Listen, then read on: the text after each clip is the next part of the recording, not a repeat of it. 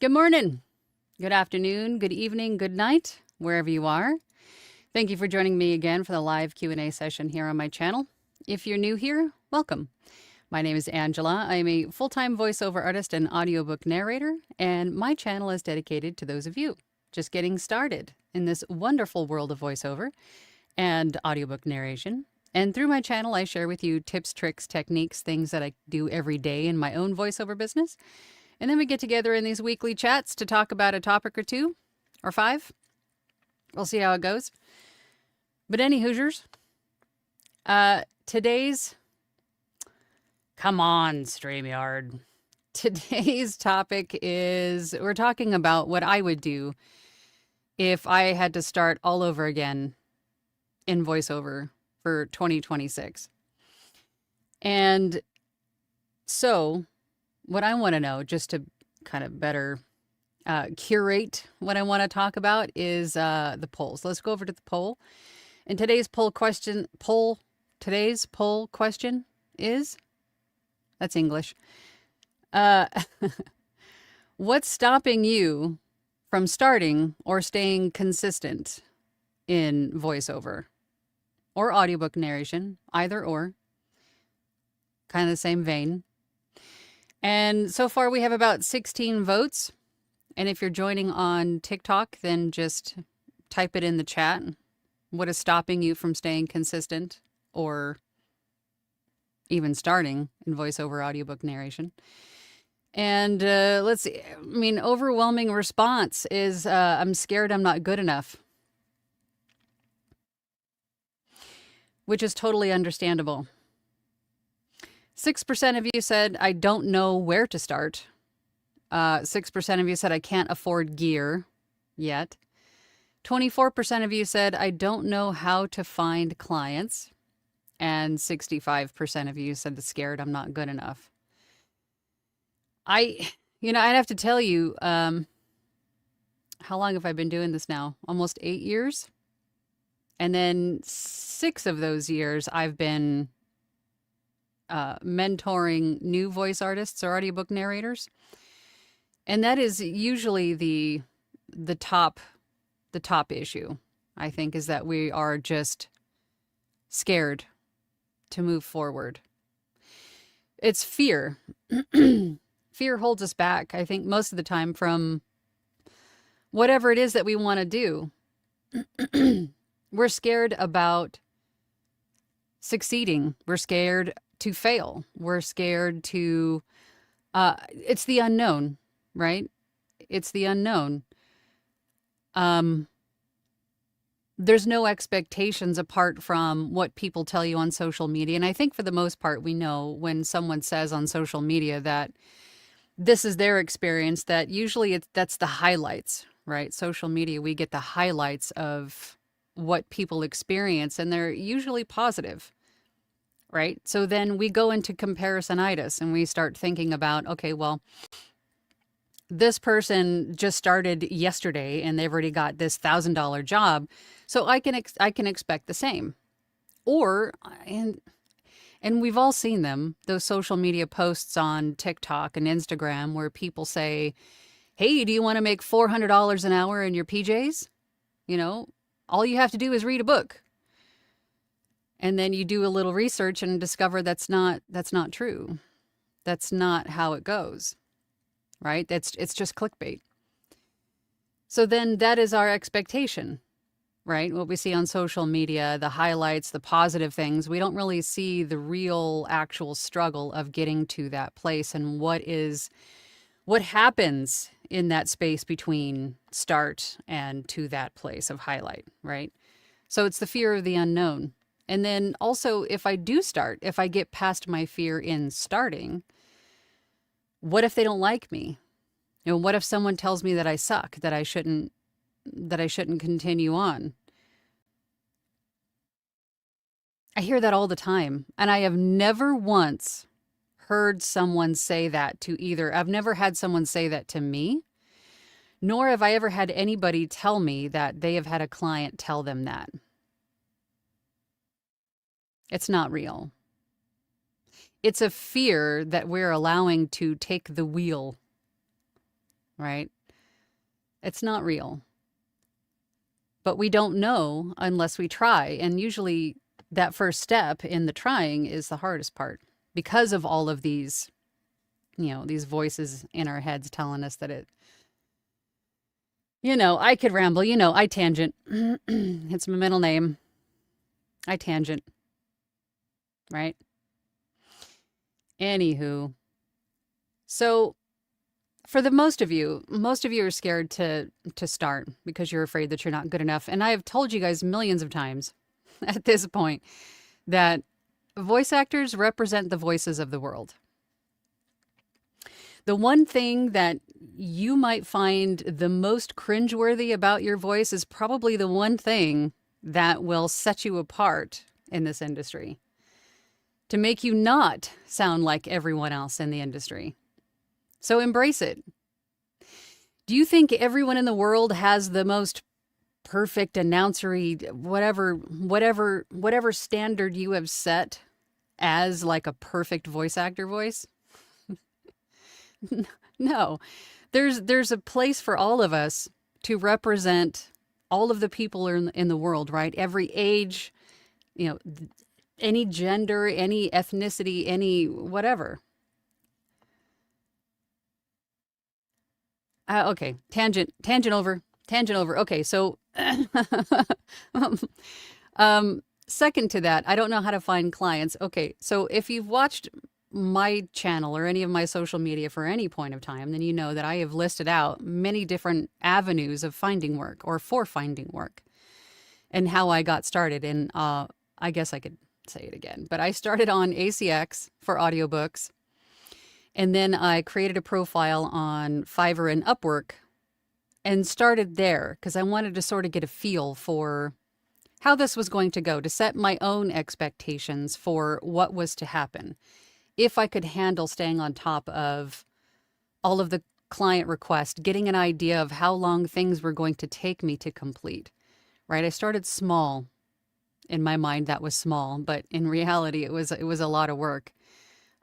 Staying on top of all three of these platforms. And then once I got a handle on it, once I had a better expectation of what to expect, I branched out onto other platforms and then quickly learned that even the pay-to-plays and all of the other platforms that are out there to host voice actors to solicit their work, or to solicit their services rather, that the more places that you are present, the better. And you don't have to pay for membership on most of these sites. You can have a free profile on most of these sites. You can audition, but you're still visible. And visibility is what I'm getting at. Visibility is key. Visibility is key. Hey, Kayla. Sorry, I'm not seeing everybody on TikTok. So if you're saying hi, I'll come back to you guys in a minute, but thank you so much for joining. I think second to fear, just to backtrack a little bit, is we get stuck in not knowing where to start. And that was, it's actually now like a 50-50 split for second place now for the biggest fear is I don't know where to start and I don't know how to find clients. You can start like I did, right? Just start on one platform just to get an idea. And if you're looking to get into audiobooks, I know a lot of people are starting to talk about moving away from ACX or from Audible. But ACX, I think, is just because it is a all-in-one place sort of platform, that is probably a good place to start just to get an idea of how things move, how to negotiate with clients, how long an audiobook is going to take you to complete, what are the steps in the auditioning process, right? Fine-tuning your pitches, right? Your messages to clients, sort of getting a good rounded idea of how this works. So I think that's a good place to start. But we often get stuck in that, I'm not good enough. I don't know where to start. I don't have the gear. I don't know where to find clients. And then we just procrastinate. We just get stuck on YouTube University. And we just tell ourselves that we don't know what we're doing. We don't have the gear. We don't know where to start, yada, yada, yada. And then we don't move forward at all. And that I think is really for the majority of us, right? But what I want to tell you when it comes to gear, I know I'm all over the place. My brain is like, hey, don't forget this. Hey, don't forget this. So let me just go to my notes so I don't sound like a bumbling fool. I did want to touch on gear because, as we've mentioned before, your gear just records you. Your skills get you booked. So I think if I had to start all over again, I would focus more on my skills, basically finding my what we call the money voice, right? I wish someone would have explained script interpretation to me earlier. I think that would have saved me so much time in just, in the progression of me getting better with my audiobook narration. Because when you come into this, you don't really, I think for a lot of us anyway, I can't say everyone, but for the most part, we don't have that storytelling ability. We're approaching an audiobook as we would if we were reading a book. We're just reading the words and then, grasping the understanding and painting the picture in our heads. But as an audiobook narrator, it's sort of the other way around. We're reading the words, but we have to make sure that we have a good understanding of the W's, who we are as the narrator, who we're talking to, and why are we talking to them. And in terms of an audiobook, we are the ones painting that picture for the audience. We are the ones painting that picture. It's not for just our own heads. We have to make sure that the picture that we're painting is understood and that is colorful and it has breath and it has all of this life that we see in our heads. We have to make sure that it comes out, that we express it in a way that paints that picture for the listener. So instead of just taking in the words, we now have to paint the picture outside. So that involves script interpretation, having a firm understanding of the story, the plot, the characters, and have a good storytelling ability. And not everybody has that naturally, and that's not a problem. That is something that you can learn through learning how to interpret your scripts and how to break them down. I feel like I'm on another tangent again. Am I tangenting? Am I just going off on tangents this whole time? I feel like I am.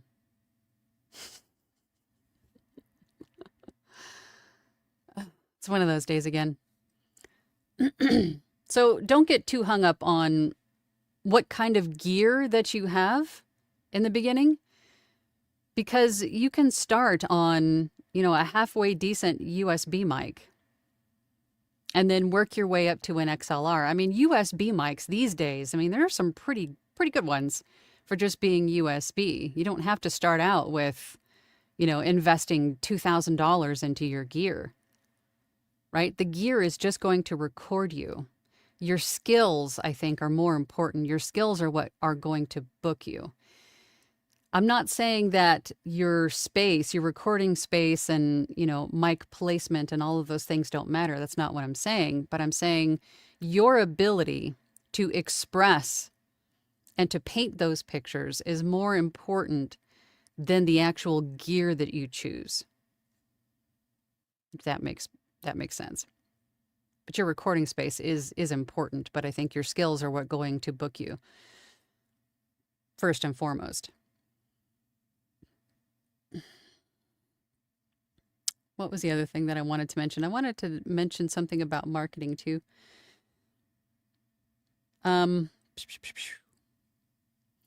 So to sum all of that up, if I had to start over again, I would focus more on coaching and training than I would with my gear. And then I would, I think about the same time, I think I would start to at least create platforms and just get out there Because in addition to the training and coaching, I think having hands-on experience, meaning getting out there, learning more in the doing than just watching videos, I think ultimately is what I mean. So getting coaching first, I think is important. And then learning how to improve and revise your recording space, and then, slowly improving your gear as you go, meaning your microphone, your interface, all those things. But I think training is going to book you faster than, focusing more on what kind of microphone you have. I feel like I just talked in circles for like 15 minutes. Thank you for everybody who joined on TikTok. I appreciate all the likes. Thank you, guys. Let's do this. Let's get over to the comments because there are quite a few, and then I'll bounce over to TikTok and see if we have any questions. If you have questions, if you're watching on TikTok, you have questions, please ask. Actually, I see one that just popped up. Alicia says, if I'm just starting out and learning, do I need the equipment to practice? Equipment is pretty important. It's sort of like, this is a situation I'm going through with my son right now who wants to learn how to play guitar.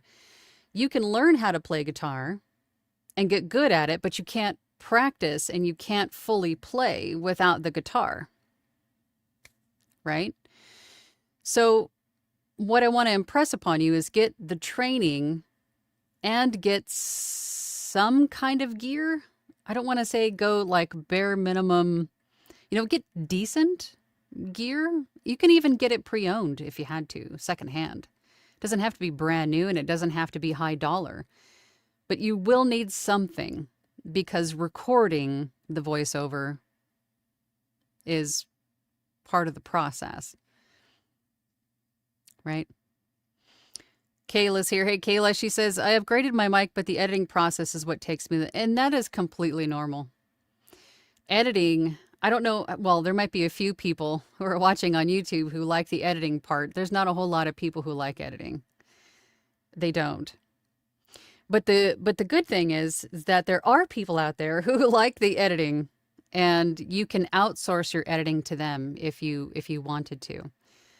But I will tell you that it does get easier and it does get faster the more and more you do it. Because when you first start out, I think it took me maybe 5-ish hours to edit an hour of finished audio. But now I'm like at a 2-to-1 ratio. It's like for every finished hour, it only takes me about 2 hours to record and edit. So it does get faster. You start to learn how to streamline your process. You'll learn effects that work and some that don't. You can establish hotkeys for on your DAW.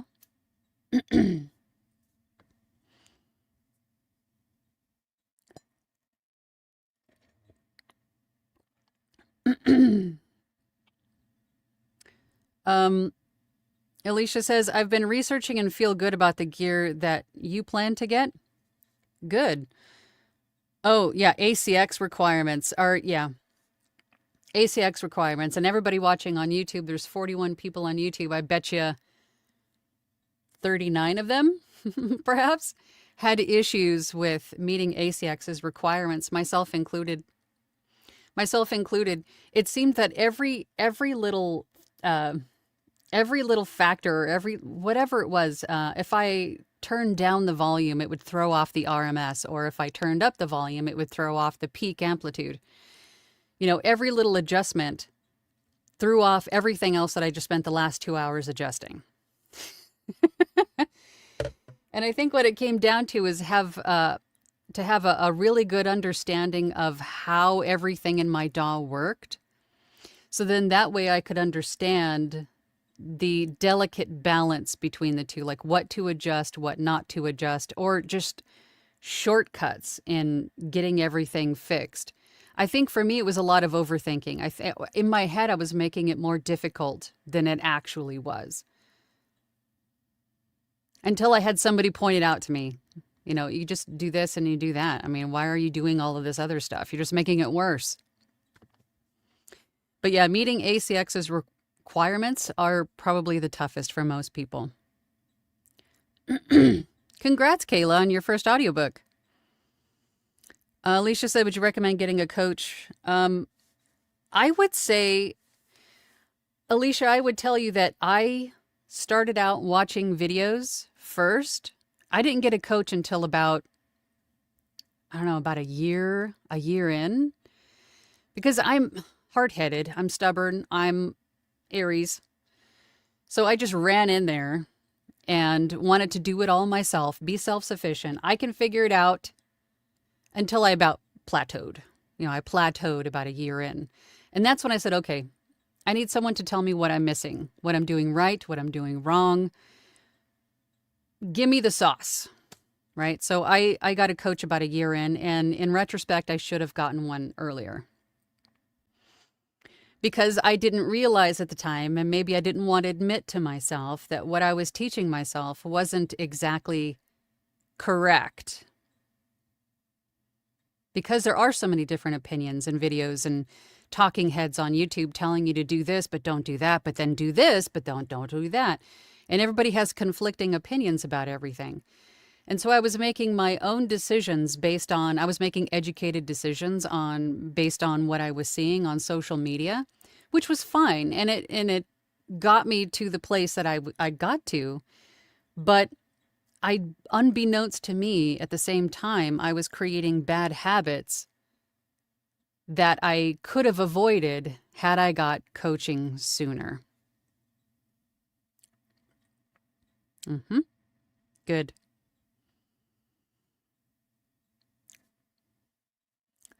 That's why we're learning it all wrong. Yeah, same.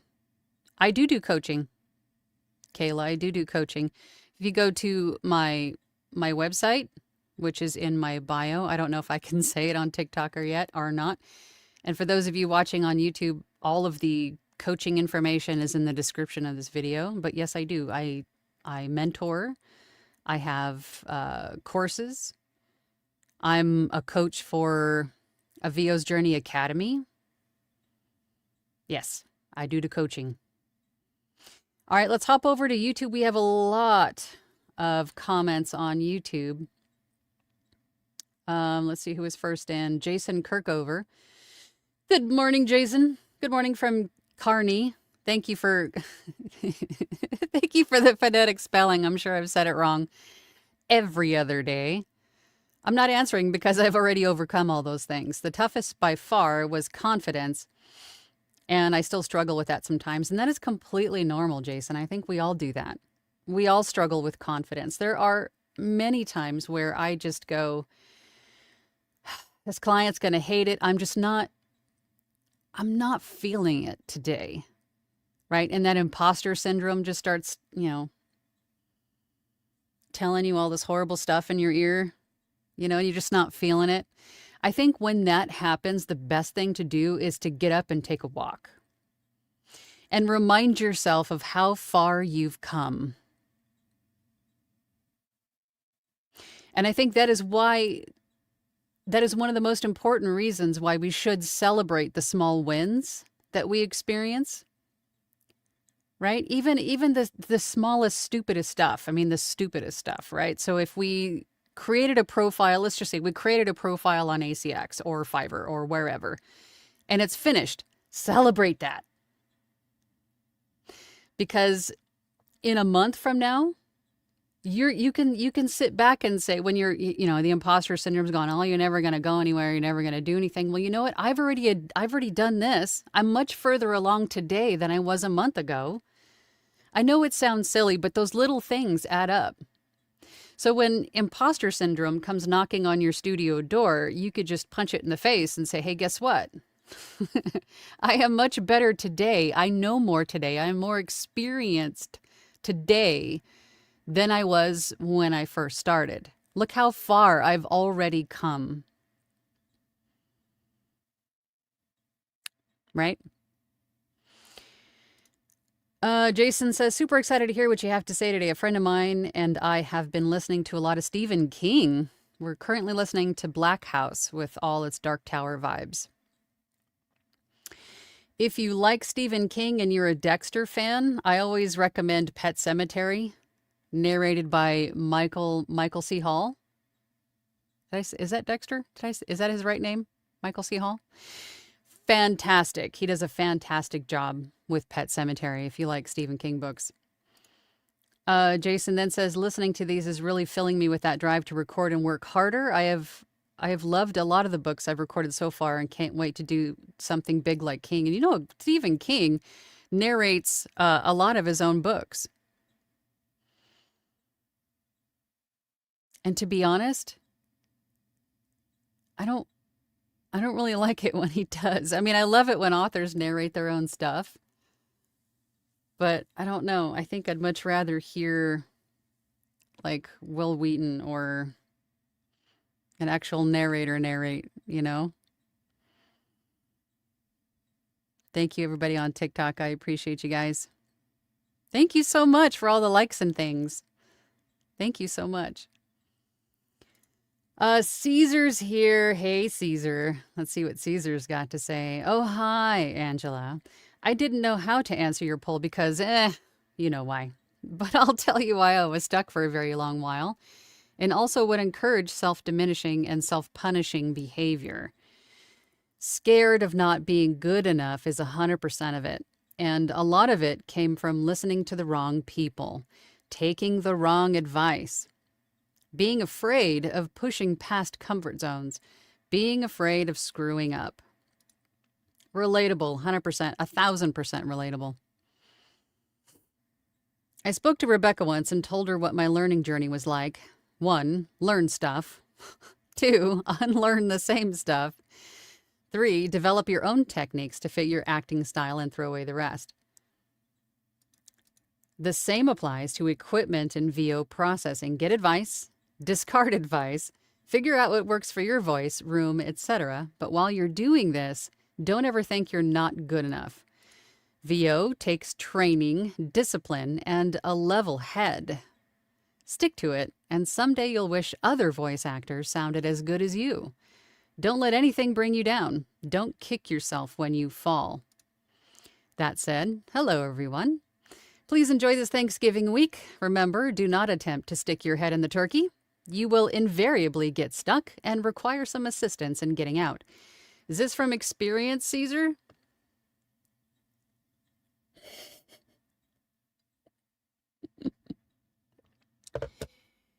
Never mind, I don't want to know. Maybe I do. Maybe inquiring minds want to know. Scary. Scary. But 100%, Caesar. I think going back to what I was saying earlier about all of the different channels and talking heads on YouTube, social media, just in general, a lot of people have a lot of different opinions about what to do, what not to do, what to do first, what order in which to do things, what approaches to take, what approaches to not take, yada, yada, yada. I think listening to all of these people is valid, but then making your own decisions about how to approach your particular situation and your particular schedule, your ideals, your goals, all of the things that you want to do. This is essentially what I did, right? But it wasn't until I think months into doing this that I realized that there are a lot of different opinions and not everybody's opinion is going to fit my needs. Right? So if you take in all of this information, you'll get a nugget here and a nugget here and a do not do this here and a do not do this here. And then put all these things together and apply it to your room, your budget for gear, your voice, the direction in voiceover that you want to go. Having all of this information is good because then you'll also along the way pick up little tidbits about what to look out for in terms of scams or bad business ideas or whatever it is. So I say take it all in, listen to everyone that has something to say, but then make your own educated decisions about how to run your business. Thank you guys. Thank you for all the likes and things. I appreciate it. Falling Ken on YouTube says, "Hi all from chilly Alberta. Have to agree with Caesar. I know what to do and how to do it thanks to Angela's site and YouTube U, but still have the nagging self-doubt." And completely normal, Ken. I still do. I mean, for any of you watching on YouTube or TikTok, have you ever, and I'm sure you have, I mean, when was the last time that you doubted yourself? Today? Today? This morning? I mean, let's be real. Because again, going back to one of the very first things I said in this stream, people on social media will only show you the positive highlights, right? The good stuff that happens. They don't show you the stuff that is not so great, for the most part. They might show you flubs and bloopers and things like that. But when things get bad, it's not something we exactly want to share, right? And I think we should. Because it is relatable and it shows other people that other people experience that too. And it's a completely normal thing. Why don't we normalize that? Let's normalize that. So that's my challenge to you, voiceover people watching on YouTube and on TikTok. Share the bad stuff too, because that will show others that it's normal. And there's nothing wrong with them because it is normal. Fear of failure and doubting myself. Completely relatable, Alicia. 100%. 1,000%. And comparing myself to others. Yeah. And I can tell you, comparisonitis is one of the things that really hold people back in this business too. But what we do, and we don't even realize we're doing it, we're comparing our journey to someone else who's been doing this 10, 20, 30 years longer than we have. And that's like comparing a lime to a pineapple. Right? You can't do that. You can't compare a college student to a 20-year tenured professor. That's just, it's not, you can't do that. You just can't.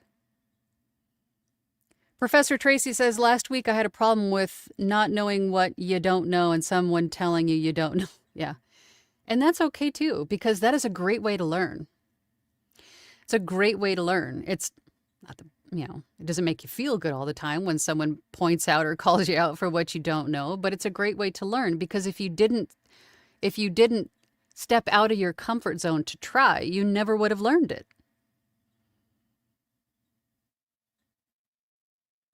Right? As I always say, it's either a lesson or a blessing. Right? Everything that is presented to us in life is either something that we needed to learn or something that we needed to learn, I think. Right? And obstacles, I'm referring to obstacles, this is usually something that we needed to learn to better ourselves in just to be better, I suppose.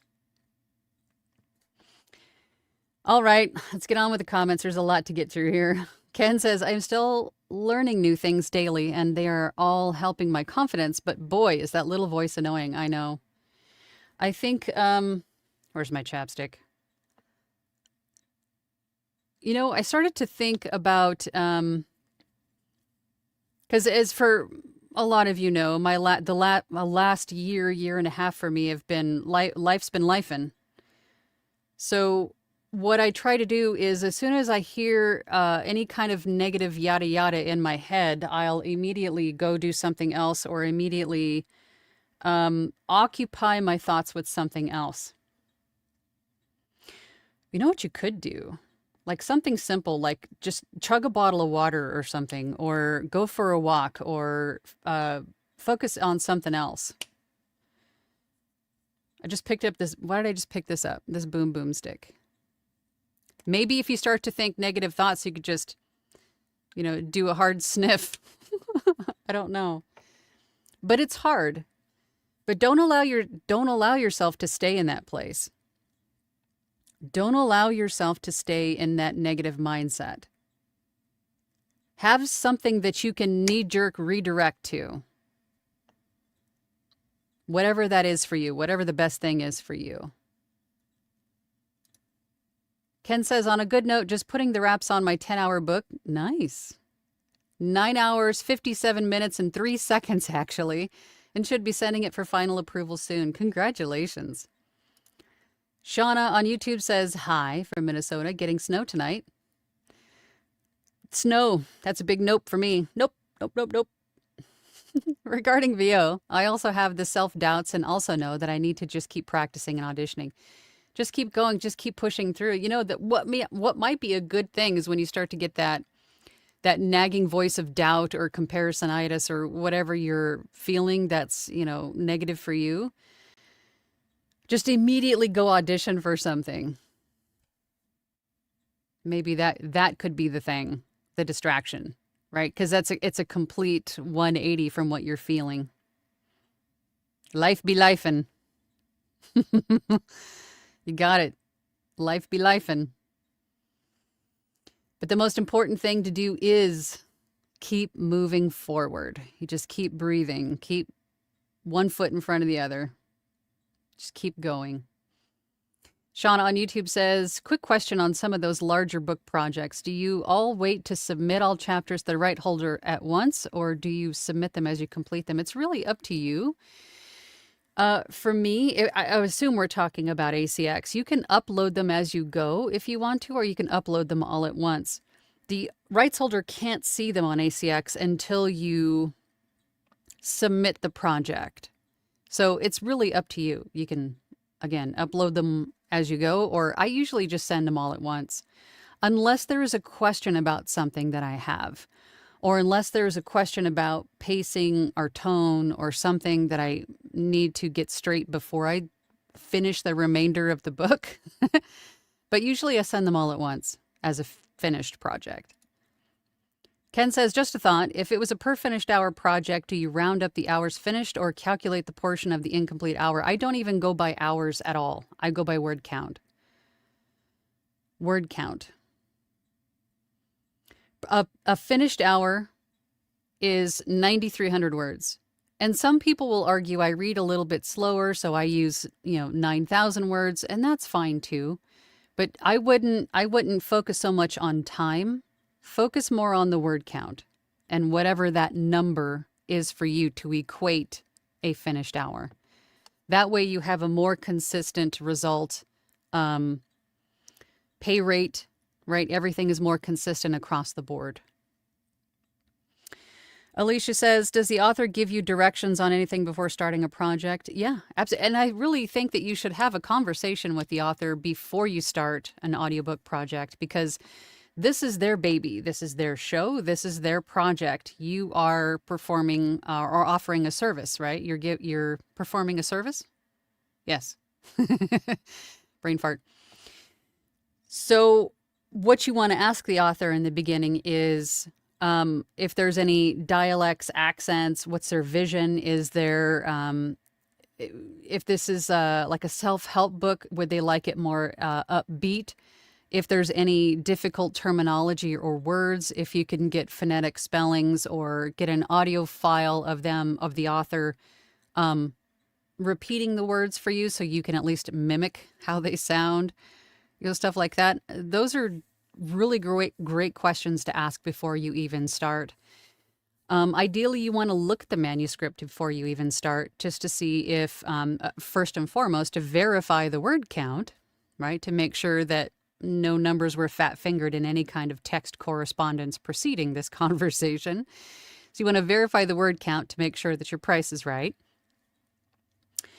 And then you want to get an idea of the content within the manuscript to make sure that you're comfortable with what you're narrating. And then you also want to look for anything like tables, charts, illustrations, because if they are pertinent to what or if they're referenced in the audiobook, you want to make sure that the author takes those images, charts, graphs, whatever they are, and puts them into a PDF and then maybe revises the manuscript a bit for you to say, as the narrator, please refer to graph A on page 1 of the accompanying PDF or something like that. So if you can, I highly recommend looking at the manuscript prior to talking to the author for all those reasons, but definitely have a conversation with the author before you start. It would behoove you both.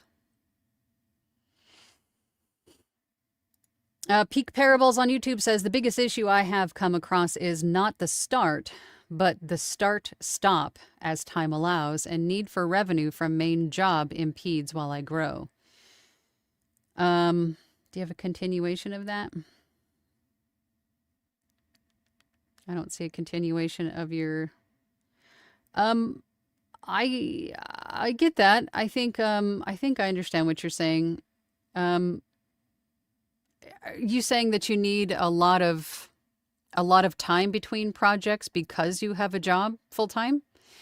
If that's the case, totally get it. I think that's how I started. I mean, I was working 60 plus hours a week when I first started doing voiceover and audiobook narration on the side.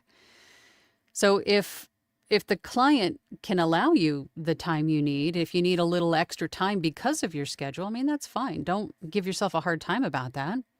Everybody's in understanding of what it's going to take time-wise for you to get this project done. It's not a big deal. It's not a big deal. Don't give yourself a hard time about that. Jules is here. Hey, Jules. Mernin. Nikki on YouTube says, hard to pick an option for the poll because for me, the reason is finances. It's just not paying enough yet. And it will. It will. Not everything you hear about how you can start this on day 1 and then day 2 make thousands of dollars. Although I have worked with a couple of people over the years that have done just that, but they are extraordinary circumstances. They are the exception. It's not normal. It took me probably a few months to start seeing income because I didn't know what the hell I was doing, which is normal because you're learning a new skill. You're building a business, and that takes time, and that's fine. But it will if you keep with it. It took me just under 2 years to go full-time with voiceover. So, and from what I hear, that's pretty fast. But for me, it felt like forever. But, I mean, it's going to take you however long it's going to take you. Right? But my point is, keep with it. Nikki says, went with imposter syndrome. Yeah. And that's normal. That's completely normal. But the good thing is that you recognize that is what it is. That is not how you truly feel. You recognize that it is imposter syndrome and not your actual thoughts. So that's a good thing. That's the hardest part, is recognizing imposter syndrome is imposter syndrome. Dylan. Hi, Dylan. I didn't answer the poll because I'm in my booth consistently. Sometimes people even pay me for it. But it took a while to get to that point. Feeling not good enough was a big part. See? It's a normal thing. Alexander Patrick says, surgery coming up. You didn't offer that option. LOL, can't wait. Aw. Life be lifin'. And that's okay. I mean, it'll still be there when you're fully recovered and, ready to go. Erica Calvert, happy Thanksgiving. Yes, Turkey Days in a couple days. You guys are already, I'm fasting already. You guys all fasting already? I'm already fasting. Eating lightly this week in preparation for full-on gorgement. Turkeyness. The turkey. Erica says, imposter syndrome is real. Even the most successful performers suffer from this. Yeah. I mean, I I wouldn't believe you if no one ever on the face of the planet has never experienced imposter syndrome. Caesar says, I really hope I don't come across as a brag.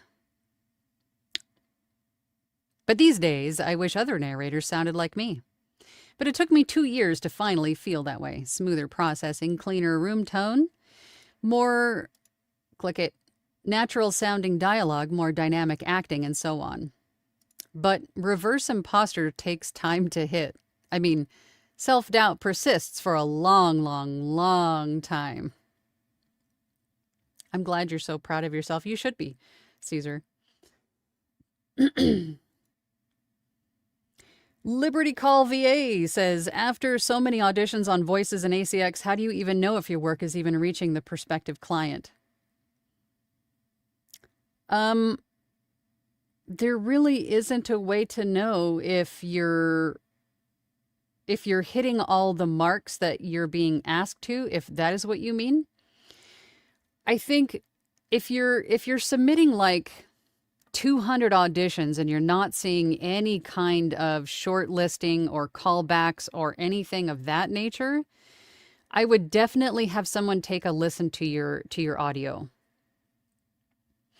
There could be something in your audio quality or in your performance that maybe you're just like ear deaf to.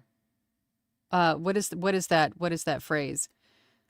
But I think you guys probably know what I mean. You have become accustomed to whatever is going on in your audio, and maybe you're just growing like accustomed to hearing it, so it's not like a thing. Long story short, have somebody listen to your audio and to make sure that it's not something in your performance, something in your audio quality, something that is not noticeable to you anymore. That could be perhaps adjusted, improved. Or if it's not 200 auditions, it could be you're just not the voice they're looking for. And that's not your fault.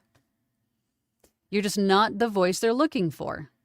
So get out there and audition more. So you have a much higher likely, oh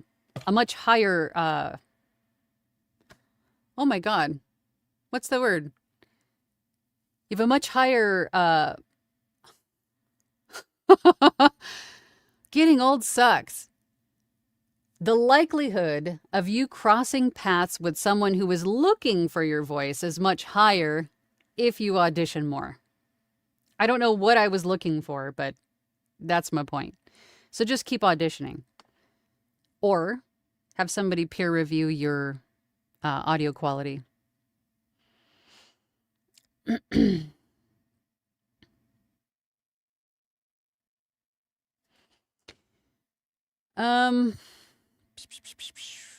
Alicia says, hello all. Hello, Alicia. Eric Grimes.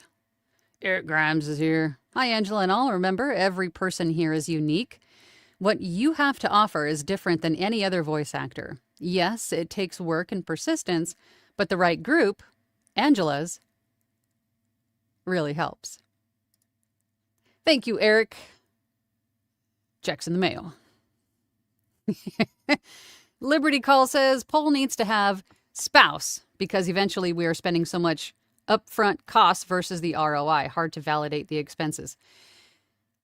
Yes, but you're building a business, and businesses don't take off running on day one. What you're spending now, you will see a return on investment when it's time for you to see that return on investment. Who was it? Somebody I know spent a bunch of money on a credit card to get training, to get the gear, and of course their wife was just freaking out. Was that Anthony? But now look at him.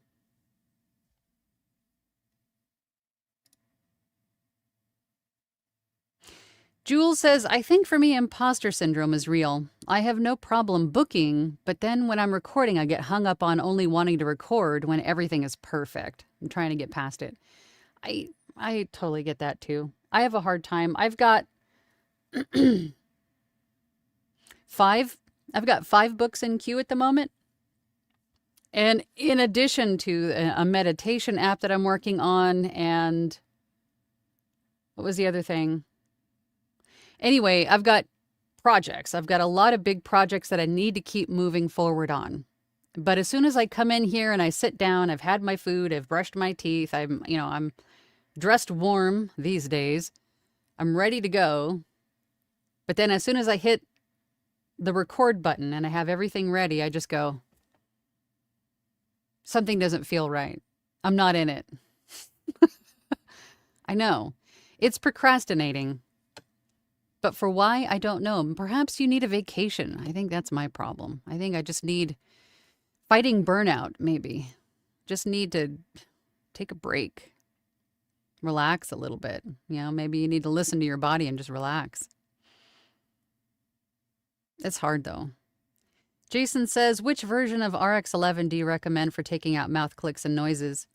If you're talking about which bundle of Isotope RX suite of plugins, you want, there's 3 different bundles. Let me back up. There's Elements, I think it is called, Standard and Advanced. Standard and Advanced, of course, the 2 more expensive bundles have mouth declick in them.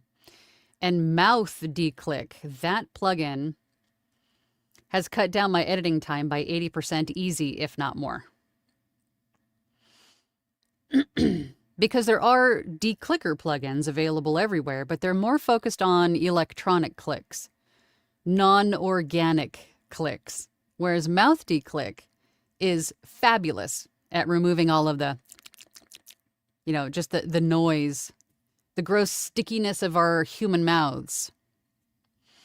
But then having that plugin will keep you from having to manually brush out all of those clicks, which saves a ton of time.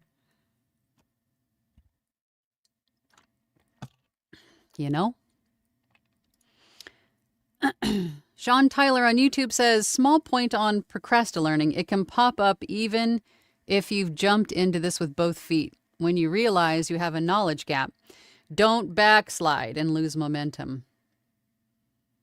Wise words, Sean. Wise words. Thank you for everybody hanging out and all the likes on YouTube, on TikTok. Thank you, guys.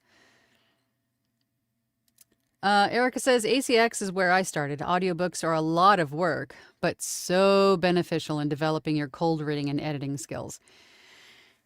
If you can master audiobook production, or at least have a firm enough grasp on producing audiobooks, everything else in voiceover is pretty much cake.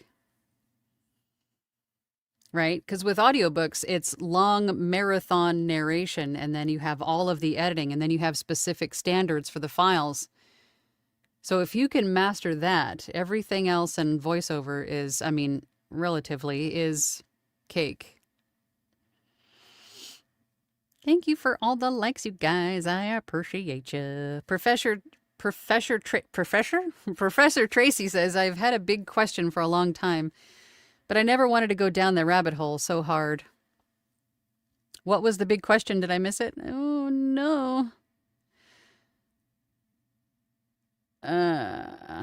Jay says, hey, Angela. Hey, Jay. Hey, Jay. Caesar on YouTube says, while we're talking about I wish moments, I wish I didn't listen to wrong people about both sound engineering and performance advice.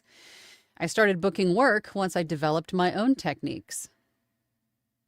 Yeah, not everybody's, I'm not going to discredit coaches or anything like that, but I think a lot of them have been doing this long enough that perhaps they're set in a particular preference of their own. If that sounds right. Right? I'm not saying anybody's wrong. I'm just saying that they all have their own preferences. Everybody has preferences of their own, but it might not be suited to exactly your style as an individual. Right? Don't everybody yell at me.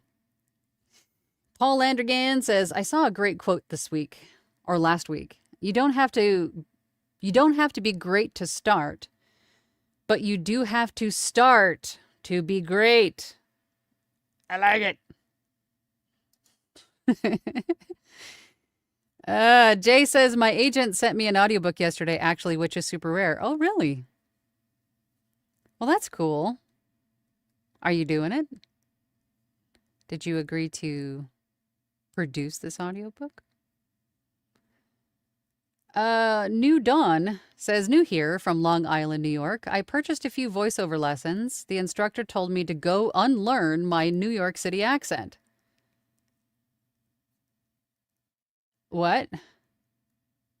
That was 4 years ago. I want to try again. I'm trying to be mindful. What? That is insane.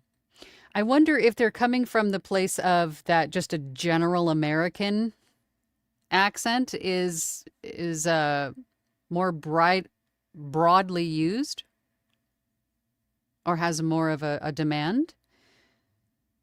That's interesting. Alexander Patrick says tangent, cosine, the math channel.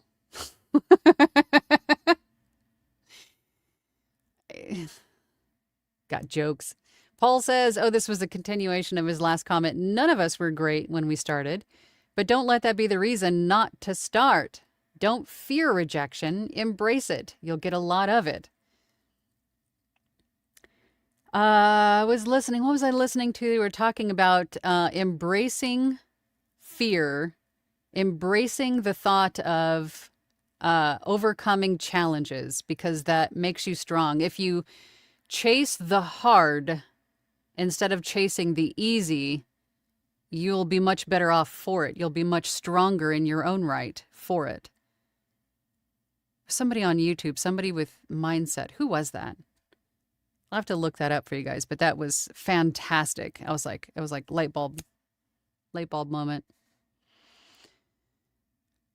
Jay says the weird thing is they're casting for each character plus a narrator. And yes, I see like a full cast. I love full cast audiobooks. Liberty Call says, yeah, but still good information. Really good to hear various voice actors with the same strategies. Just going to take more practice. Yeah, absolutely. Erica says, you're doing great. Don't worry. We love you. Tangents and all. I get squirrel. I just get distracted by shiny things.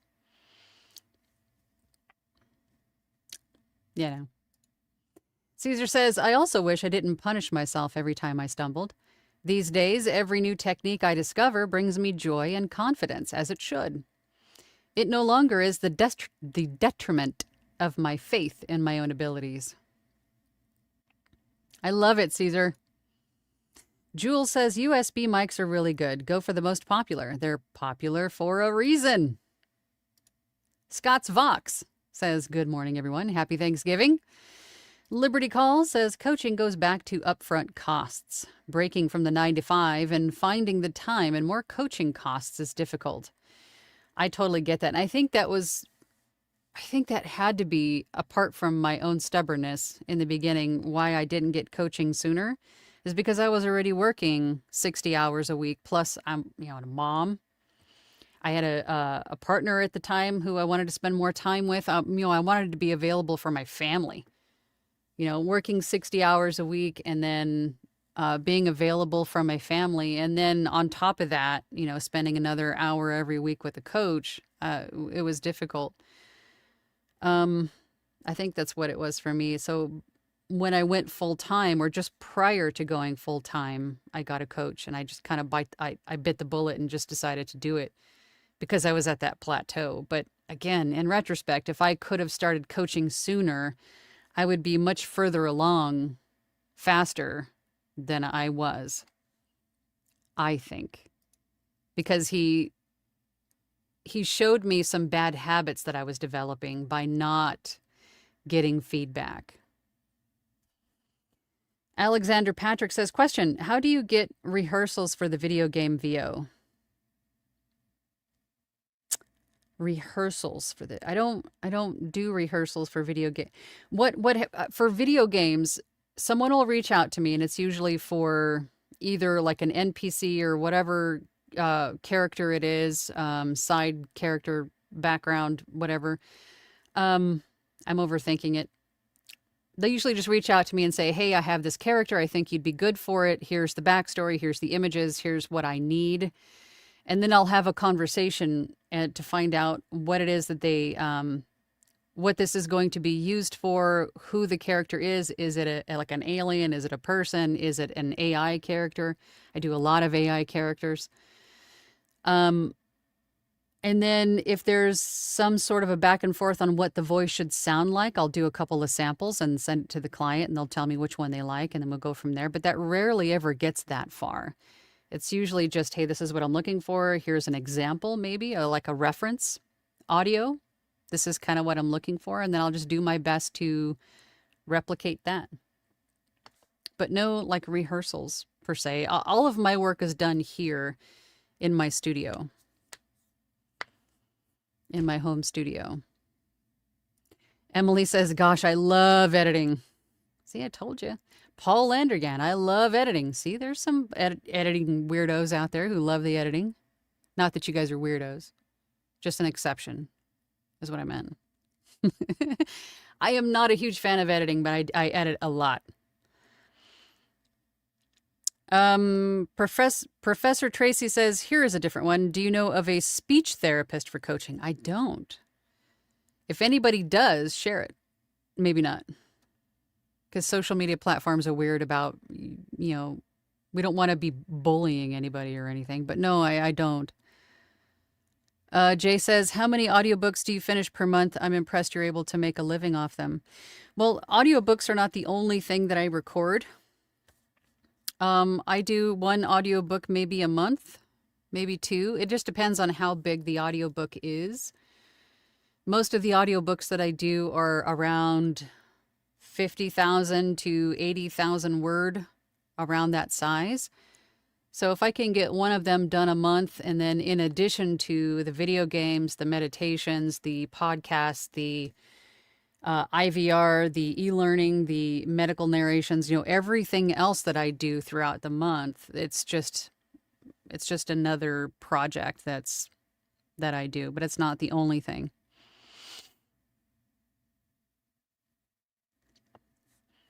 Thank you, guys.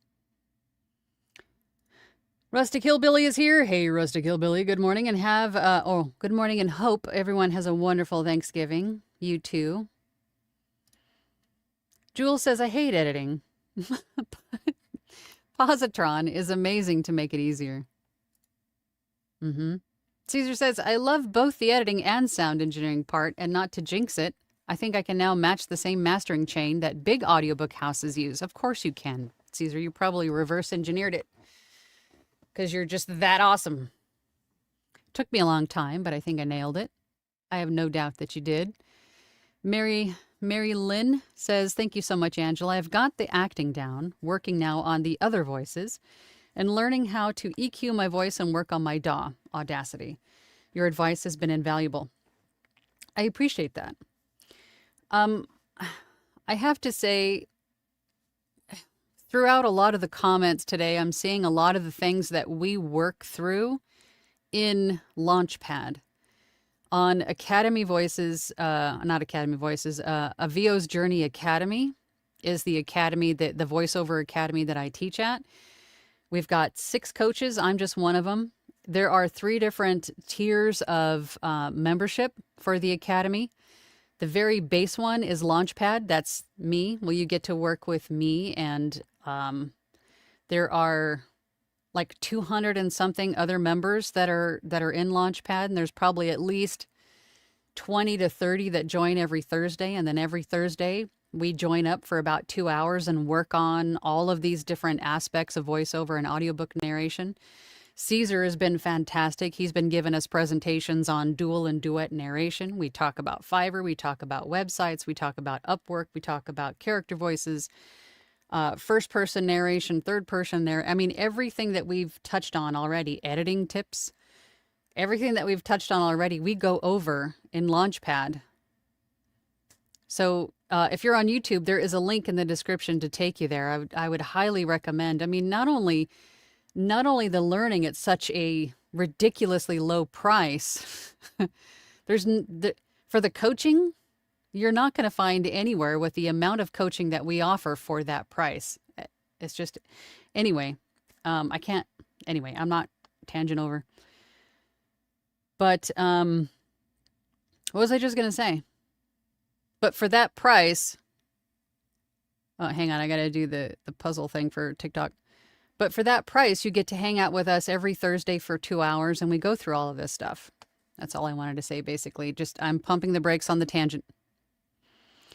Alicia wanted to know, do you get all the other jobs from ACX? No, ACX is audiobooks only. I get a lot of my other jobs from Upwork, Fiverr, direct clients. I have clients, business owners who find me on YouTube and go to my website from YouTube and hire me from there.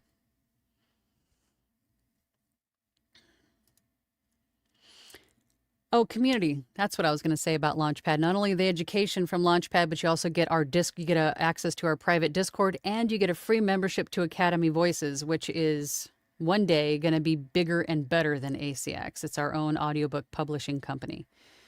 So you get all of that for just the Launchpad price. So the community and the support and the camaraderie, and then 2 hours every Thursday with me and everyone else, you can't beat the price. You just can't.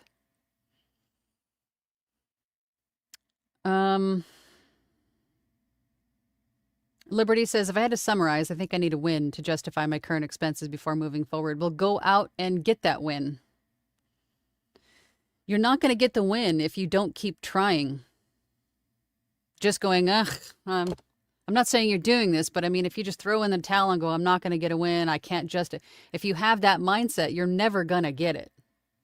You have to keep going and know at some point you're going to cross paths with someone looking for your voice and your talent, your delivery, and that's going to be your win, but you have to keep going to get it. Stay positive. Caesar says to Mary Lynn, that's awesome. A free EQ you can start with in Audacity is called Soundly Shape It, and it's galaxies better than Audacity's stock EQ. Parametric is the way to go. Eric says 2-to-1 editing is amazing. That's my goal. In year 3, I'm at a 3.5-to-1, but it was 6-to-1 in my first year, so it's getting better. Absolutely. 3.5-to-1 from 6-to-1 for editing for a finished hour. Somebody out there with a loud car. I apologize if you can hear it. My cup of tea says, I've brought donuts and your favorite assortment of Thanksgiving pie. All right, quick, everybody. What's your favorite Thanksgiving pie? What's your favorite Thanksgiving pie? This year, I am bringing to Thanksgiving my favorite peanut butter cup pie. Amazing. It's amazing. Bringing it this year. It's amazing. Pecan, cherry, yes. People of YouTube, what is your favorite Thanksgiving pie? Ken says 2-to-1 editing. I wish. Still working on getting 2-to-1 talking versus keeping audio. Yeah. Caesar says doo-doo coaching. Did I say doo-doo? Doo-doo coaching? I do coaching. Did I say doo-doo coaching? Caesar, you just giving me a hard time. I do coaching. Eric Grimes says, I enjoy editing too. This has been a hard year, over 100 auditions, 1 royalty share book, but I'm working on increasing my web presence, my sound. Caesar is working on my effects rack and more platforms. Good. See, not everybody hates editing. Bo Breet says, for me, it's finding time when dogs aren't demanding attention or cleaning up the house and repairs that need to be done. By the time I'm ready, I'm falling asleep. You know, Bo, that is the one reason why I've not adopted a dog. I want a dog. I want to adopt a dog, but I just can't. I can't afford the training phase right now with, like, let's just say a puppy or the whining, you know, because it has to be quiet because I need the quiet to work. I can't. So it's frustrating. So I feel you there. Peanut butter cup pie. peanut butter cup pie. It's amazing. Although my boyfriend brought me home a piece of chocolate mousse pie the other day with cherries. That was amazing too. Go get more of that. Kathleen says, hello, Angela. Hello, Kathleen. Liberty says, do you touch on demos and reels, DIY versus produced? In the beginning, do your own DIY demos and auditions, or reels rather. Demos, samples, reels. Do them all yourself. Because you can get coaching. You can pay thousands of dollars to get a professional demo made. But just keep in mind that coach / sound engineer, whoever you're paying the money to, is going to give you this beautifully produced demo that you can't replicate on your own. There's a good chance, especially in the beginning when we're just learning how to, effectively maneuver everything in our effects rack and how to, long story short, if you can't produce that same kind of performance or that same kind of sound that professional producer made for you on your own, and you're presenting that to clients, and that's, of course, what the client is expecting, that's a problem. So I say, save yourself $2,000 in the beginning. Take the time to make your own demos and reels, and in the doing of that, you'll learn so much more about your DAW and the effects and what they do and what you shouldn't be doing. You'll be learning so much more in the process of making your own demos. And at the same time, you're providing the client a more accurate representation of what you can do right now. And then at some point in the future, when you're better, a year, 2 years, 3 years in, then go have your professional demo made. And to this point, almost 8 years in, I've been doing this. I've never had a professional demo made. Not once. I've always made my own. Every single one has been made by me. Human? I don't know how to pronounce that. Hello, everyone. Hello. Caesar says, ooh, Black House. I love that one. It was a collaboration with Peter Straub, I think. There will be a third book coming. I have to pick those up. One Shaywol 416. What are the bad habits we shouldn't learn? That's going to be different for everybody. I think the most common habit that I see new narrators falling into is the artificial inflection. So when you're reading a words, you're just throwing an artificial inflection everywhere just to sound like you're having an engaging conversation, instead of taking the time to really interpret the script and understand those W's. Who are you as the narrator? Who are you talking to? And why are you talking to them? For example, you as the narrator, are you a doctor talking to a group of doctors about a new medical product? Or are you a kindergarten teacher talking to a group of kindergartners about their lunch, getting milk for their lunch or something? Those are going to be two completely different tones, paces, purposes, right? So if you take the time to interpret what you're saying and why you're saying it and who you're saying it to, you're just naturally going to express those words in a way that makes more sense than just artificial inflection through the whole thing. I think that is the biggest bad habit that I see new narrators fall into. Myself included. Myself included. Thank you for everybody joining over on the Tiki Talkies. Thank you for all of the hearts and likes and things. Can we get to 2K hearts? Just do it. Just do it. Just do it. It's free. Thank you. Love you guys. Melissa Harlow says, can you explain what your bad habits were and what was your plan to fix them? That was pretty much my bad habit, was the artificial inflection. And I didn't even realize that I was doing it until it was pointed out. Until my coach said, hey, you're doing this. I'm like, what? What do you mean? This is the way I've always done it. I didn't know any different. So that's another reason why I say get your audio peer reviewed by another audiobook narrator, voice actor, if you're not seeing any jobs come in, because there could be something that you're doing that you're not that you don't know that you're doing, that you're not aware of, that you're doing because you're just used to it, right? Wow. Thank you guys over on TikTok. 2,200 likes. You guys are amazing. Wemanabi, I like that. Says, I struggle a lot with mouth noises. Same. I talk at a 45-degree angle to my mic, drink water, etc. Same. I've tried brushing my teeth. I've tried the green apples. I've tried, some people even said whiskey. I've reduced the amount of dairy in my coffee. I've done everything that you can do to help reduce mouth noise. And I just have sticky mouth, I guess. I don't know what it is.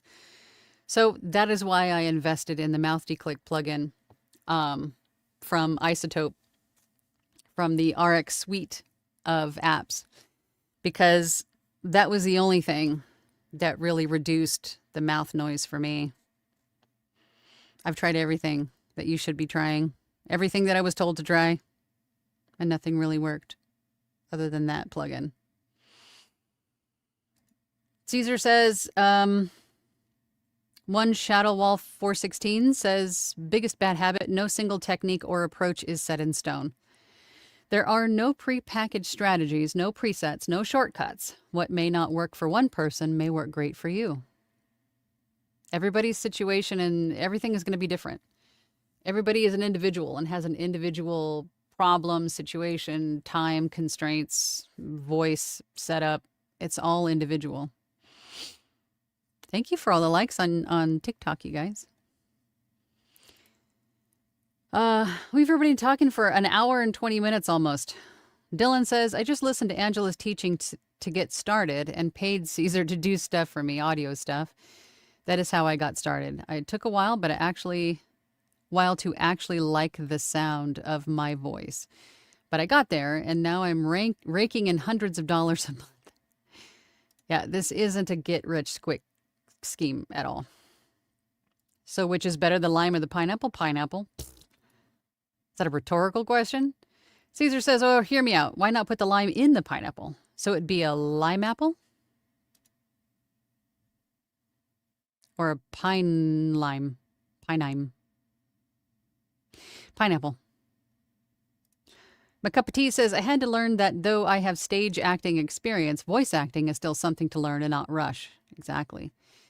Nothing worth learning the right way should be rushed, I think. Should not be rushed. Eric says, I am grateful to the people who gave me honest feedback. Even if it was difficult to hear, it helped me to improve. Yes, the more malleable or the more accepting you are of feedback, the more coachable you are, I think, is going to really help you too. No one likes to hear that they're doing something wrong or something that they're doing could be improved upon.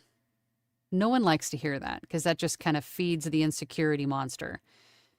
But if you receive the feedback in a way, in a place where you know that you're safe, that no one's out to get you, that it's not really like in the light of competition or, you know what I mean? Like they're trying to kick you while you're down or something like that. If you can get feedback in a place that feels safe and supportive, that feedback is invaluable. And that is what we offer in Launchpad. That is what we do. That is what Erica's referring to. We just reviewed auditions the other day, last Thursday, and gave some great feedback on auditions and audio quality and performance tips and all of those kinds of things. Caesar says, oh, I may soon be in talks with the author of the Heir of Atlantis series to do the sequel in duet with Raven Wildwood. Nice, Caesar. Eric says, to be honest, even with 16 books and tremendous positive support from you and your amazing group, I'm fighting self-doubt right now. I love VO with a passion, but I am fighting the when to give up question. Here's an easy answer to that, Eric. Don't. If you're fighting burnout or something like that, maybe take a step back in terms of the amount of time. You can do that. Instead of spending 3 hours a day doing something, Take it down to like an hour. Give yourself some grace, give yourself some rest. Take a step back, but don't ever stop.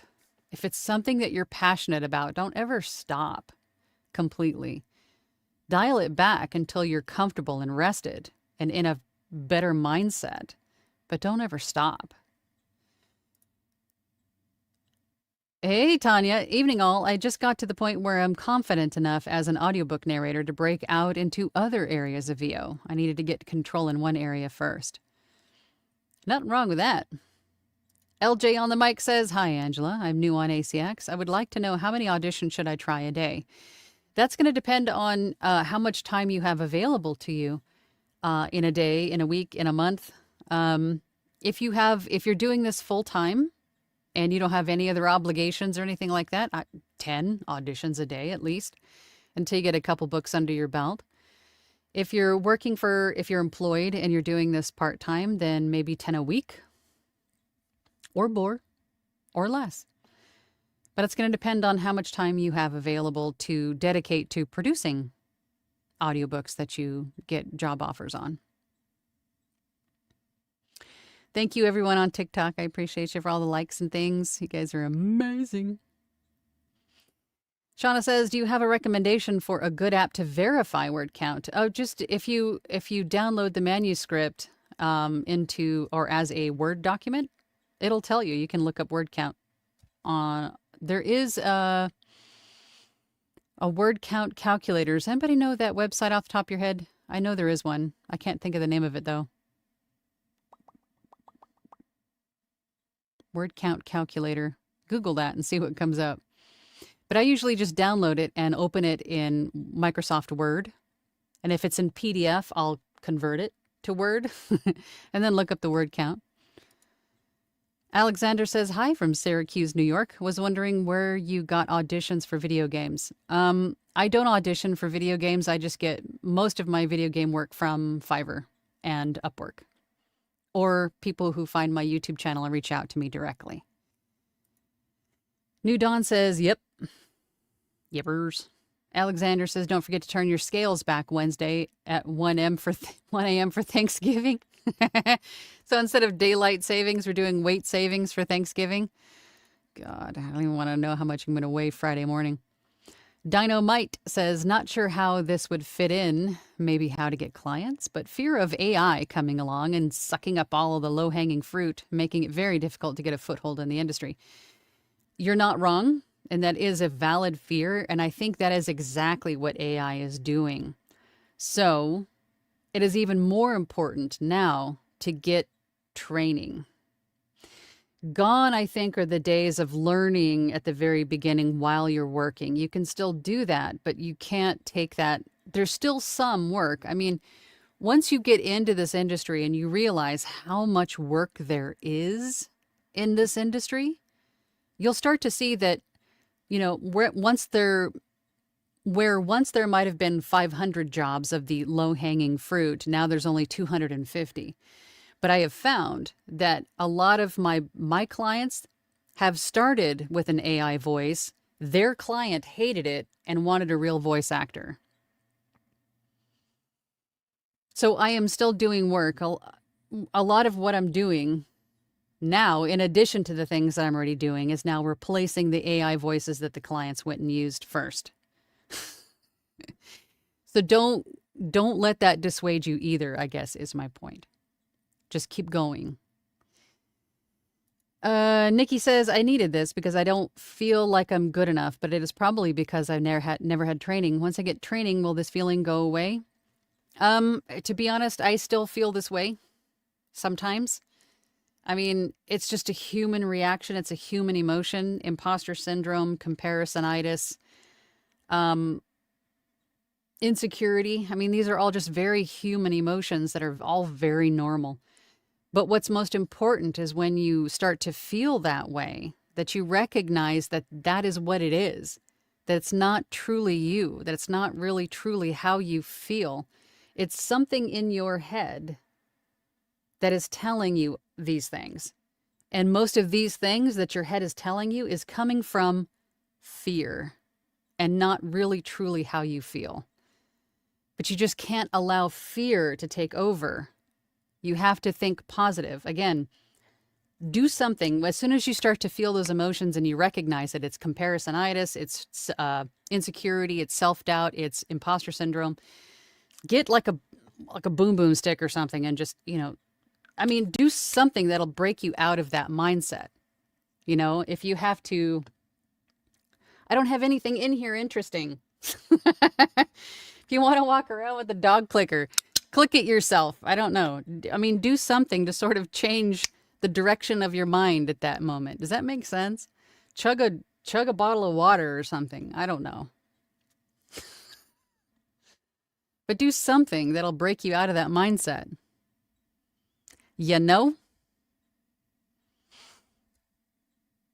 Caesar says, a second opinion is very valuable when it comes to assessing audio or performance quality. But like Angela said, authors often have an idea of what their characters want to sound like. Paul says, getting old sucks, beats the alternative. That's true. True. Very true. Hi, Rin. Let's see. Caesar says, what Angela is saying is that you miss 100% of the shots you don't take. Thank you, Caesar. I tend to... See, I get stuck in tangent land. I get stuck in overthinking in tangent land. Oh, my God. I think I've had enough coffee for today. I think I'm cut off. Tanya says to Nikki Washington, training and peer feedback are key to feeling like you know what you're doing. Everything else is down to you. Don't give up. Don't give up, Eric. Emily says they can't repossess training. Nope, they can't. Once you have training, it's yours forever. Thank you, guys. Thank you, guys. I appreciate you guys sharing and liking and stuff. That's so nice. Thank you so much. Alicia says, I'm so happy I found you. I'm happy you found me too. You have been so helpful, and I can't wait to join your Launchpad. You should... Aw, you guys are so sweet. I'm glad you found me too. For those of you on YouTube, you guys know me. I'm just happy to be here and be entertaining at the very least. You guys can laugh at my tangents and my harebrainedness. And if something I say is helpful, I'm glad for that too. Lamar on YouTube says, sorry if this is a bit off topic, but if an ACX manuscript doesn't have anything specific for opening credits, can I just state that that's exactly what opening credits is? Opening credits is just the title of the book, the author's name, and your name. That's all opening credits is. That's all the opening credits is. Caesar says, Isotope Standard. Isotope Standard. And if you can't get Standard outright, sign up for native access to $20 monthly and you'll get Isotope Standard. Let's see. Review Exchange Group says, don't do this stuff unless you have a love for this stuff. You can deliver pizzas for one night and get enough money to buy a decent used mic. You can practice the craft of free doing storytelling. For that matter, you can just read out loud in a room. You can just video yourself on your cell phone just to hear what you sound like. Do it enough and you'll get better and better. You'll hear it. Yep, voiceover and audiobook narration is not a get-rich-quick. It is not. It is a marathon. But that's why you have to have passion for it. You have to have a solid, firm why for doing this. A pure passion and enjoyment for storytelling. You can't do this just for, the want of money, because it's not going to be enough. Where did I leave off? Jules, one thing I found that helps me stop procrastinating is if I read the book from my Kindle versus on my computer screen. I have the Kindle Scribe in dark mode, which clearly makes a difference since my eyes struggle with light sensitivity. Bright lights are my enemy. Yeah, it's just a change in mindset. As soon as you start finding yourself thinking negatively, just change your scenery, change your focus, change, something like that. Alicia says, I have a question about names. Is it beneficial to tweak my name's spelling or make sure no one else has a name similar to mine? Of course, this only matters if I'm successful. Don't think that way. don't think that way. In terms of names, think about what you want to be known by. If you're going to use a stage name, if you're going to use a pseudonym, if you're using your own name, what I would do is use your own name like Alicia and then add something to it that's voiceover or audiobook related. Like Alicia's voice or Alicia audio by Alicia or something like that. And that way it's, you. Unless your name is like Joan Smith or something that, Jane Smith, or John Doe or something like that. You might want to definitely add something to it. But I wouldn't worry too much about how many of you there are. I'm thinking in terms of searchability. If someone were to Google you and they don't know your whole name, but they're just looking for a voice actor, audiobook narrator, or something like that, you want to have something in the name of your moniker, your business, your website that can be pulled up either way they search, either by your name or by what they're looking for. That's kind of how I think of that approach, if that matters. But don't discredit or discount yourself before you even start, Alicia. Stop it. All right, where do we leave off on YouTube? Caesar says, I'd like to stress for folks who often look for processing advice on YouTube. A lot of it is for music. Please be mindful. Music processing has more aggressive settings for harmonically dense content. Bob Reed says, I'm not good at reading out loud. I know the more I do it, I'll get better, but so frustrating trying to edit starting out. I would say at this point, Bob, read everything out loud. The shampoo bottle, the, ingredients to your, creamer of your coffee, whatever it is, read everything out loud. Because you got to get good at that. Because once you get better at that, the editing will be so much easier. You'll have a lot less to edit. Tanya says to Jules, if you look up Irlen syndrome, you might find a colored acetate sheet that you can attach to your screen to beat the sensitivity. If you haven't tried that. Interesting.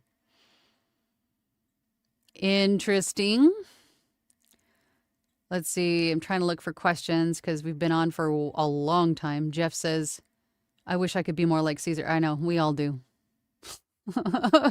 We all want to be Caesar when we grow up. Let's see. Caesar says, to piggyback on what Angela says, diversify your income. Don't just do audiobooks. Look into commercial work, character acting, content creation, etc. Lots of you can do it with your voice. UGC content. Very easy for voice actors to do. And you get free stuff. Ren says, fails are easier for me to dwell on. Now I write post-it notes for the wins to stay positive. I do too. Well, I don't as much as I should. But you should. You should keep all of your wins like in front of your face. So as soon as you start to think of anything negative, you have all of these other little positive things around your face that you can focus on. Yeah. Costco pumpkin pie. Is it really $6? That's crazy.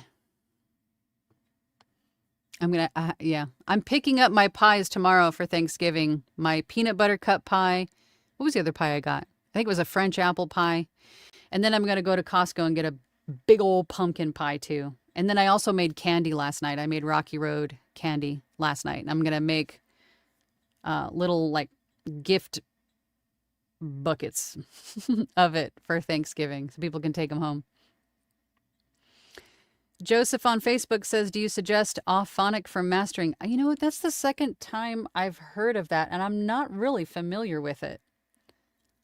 Not really familiar with that. So I don't have like an educated answer. Erica says to Caesar, don't put all your mics in one basket. I'm on multiple platforms. Pumpkin and pecan pie. Sweet potato pie. I love it. All right, looking for questions. A Hershey bar pie with all... Oh my God. I'm going to be so fat on Thursday. And it's all going to be pie. My hair's foofy. Sorry, guys, I'm messing with my hair. It's just bugging me. Thanksgiving, no turkey, just pie. uh.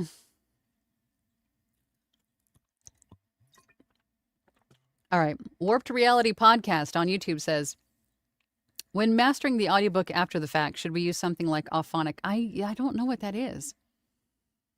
I don't know what that is. What is Auphonic? I don't know what that is. 2,400 likes now on TikTok, and I believe 3 of us have carpal tunnel. I really appreciate you guys. Thank you so much. I'm trying to get some traction on the TikTokies. 3,000 likes on TikTok. Thank you, guys. I do have a fan club. I don't know how to do that, though. I have a fan club. What did I call it? Oh my God. I have a fan club that I created for TikTok, but I don't know how to do all of the stuff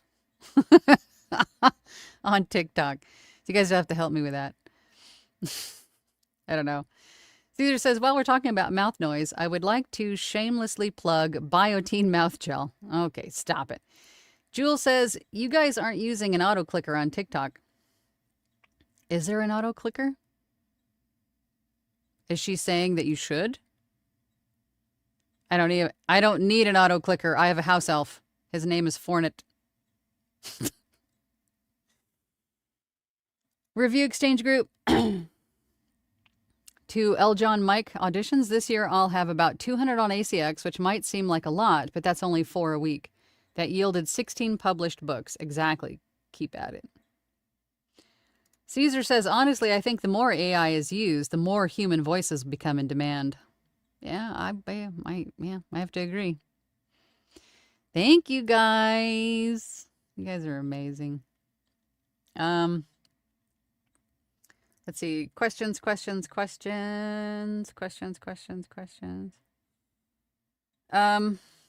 we already did Auphonic.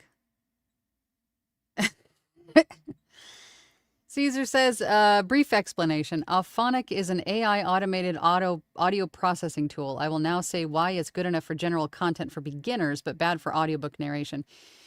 Anytime any of my podcast clients, because I edit podcasts too, as soon as one of my clients says, hey, I use this new AI tool, I say, stop it. Stop that right now. I want it raw. Don't do anything to it, because the AI edited version sounds like garbage. It's cutting words off midway through. It's cutting through breaths. It's making it sound weird. It's making my job a whole lot harder than it should be when the AI is supposed to be helping. So having said that, any kind of AI tool for audio processing, no. No. I'm just going to say no. No. A fan club, is there pie? There could be. What do you guys think on TikTok? Have you guys found the fan club? I don't know how to do the fan club thing or how you guys join it. I don't know. But we should have pie. We should have hats, jackets, bracelets, and pie.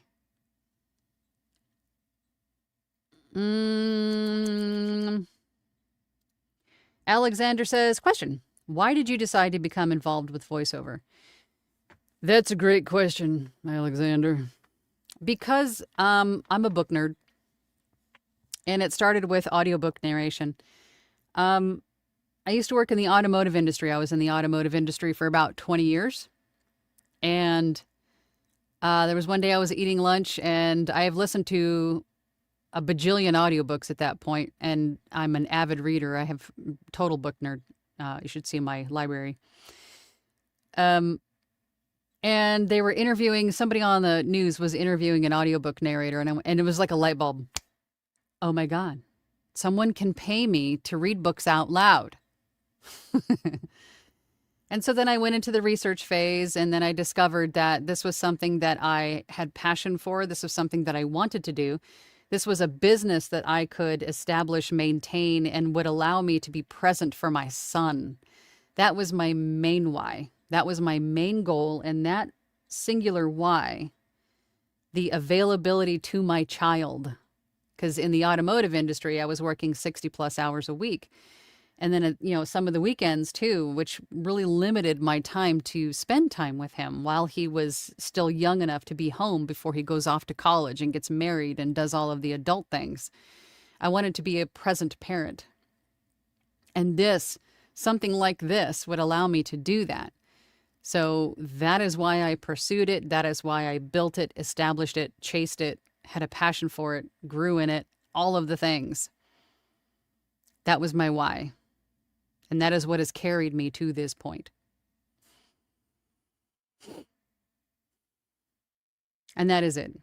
We've been on for almost 2 hours, you guys. I think this is the longest live I've ever done. Period. End of story. So I think what we'll do then is to leave it here. And what I'm going to do then is just say, everybody, happy Thanksgiving for my friends in the U.S. Save me the dark meat. I'm a dark meat girl when it comes to turkey. Save me a piece of pie. Because there's no pie I don't like. There's never pie I would turn away. But either way, I will be back next week on Tuesday, same bat time, same bat channel, 12 p.m. EST on TikTok and on YouTube. And perhaps even Instagram if I can get it to work properly. I don't know, StreamYard's doing some new thing that doesn't work half the time, but we'll see. But anyway, I will see you guys. No cuttlefish and soy sauce pie. What is with it? Caesar, what is with you? Weirdo. I love you anyway. But I will see, don't forget you guys all in Launchpad. There's no class this week because it falls on Thursday, which is Thanksgiving. It's a holiday. I think that's the only Thursday we miss. Although this year we're going to miss Christmas too, because Christmas is on a Thursday too this year, isn't it? Dang it. But anyway, I will be back next Tuesday. See? Distraction.